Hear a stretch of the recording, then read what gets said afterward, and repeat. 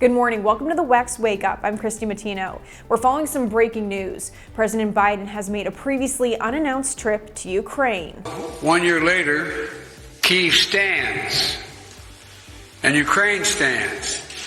Democracy stands. The Americans stand with you, and the world stands with you. Biden's visit follows his announcement of another $500 million in U.S. assistance. February 24th will mark 1 year since Russia invaded Ukraine. Standing by the president's side, the Secret Service is showing their support for former President Jimmy Carter after the announcement that he will receive hospice care at home. The Carter Center released a statement on Saturday that said the former president decided to forego additional medical intervention. Secret Service spokesman Anthony Guglielmi put out a statement saying, "Rest easy, Mr. President. We'll be forever by your side." Carter has had a series of short hospital stays after being diagnosed with cancer back in 2015. And Bernie Sanders taking a swipe at Nikki Haley, saying her suggestion for a mandatory mental competency test for politicians is ageism. Haley, who is one of the two officially declared GOP candidates, proposed term limits for Congress and a mandatory competency test for politicians over 75 years of age. Senator Sanders, who is 81 years old, appeared on CBS's Face the Nation this Sunday.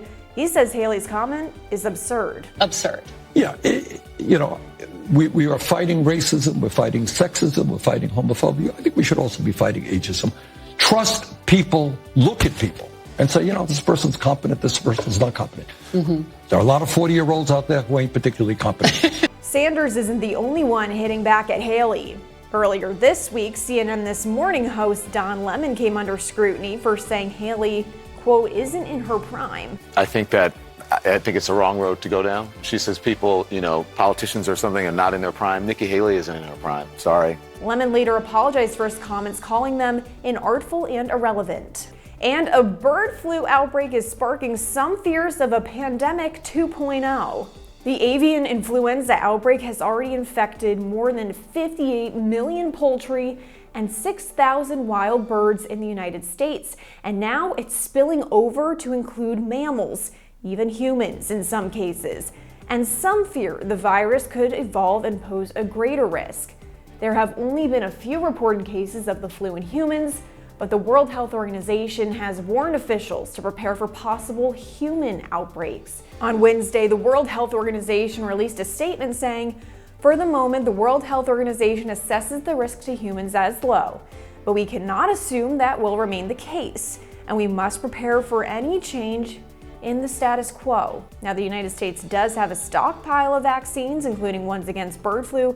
The CDC said they could be used if similar viruses begin to spread more easily among humans. But the problem goes beyond our borders. This past week, other countries like Argentina and Uruguay declared national health emergencies following bird flu outbreaks. In what's trending, gone too soon, beloved comedian and actor Richard Belzer has died at the age of 78. Belzer was famously known for his role on Law & Order's Special Victims Unit.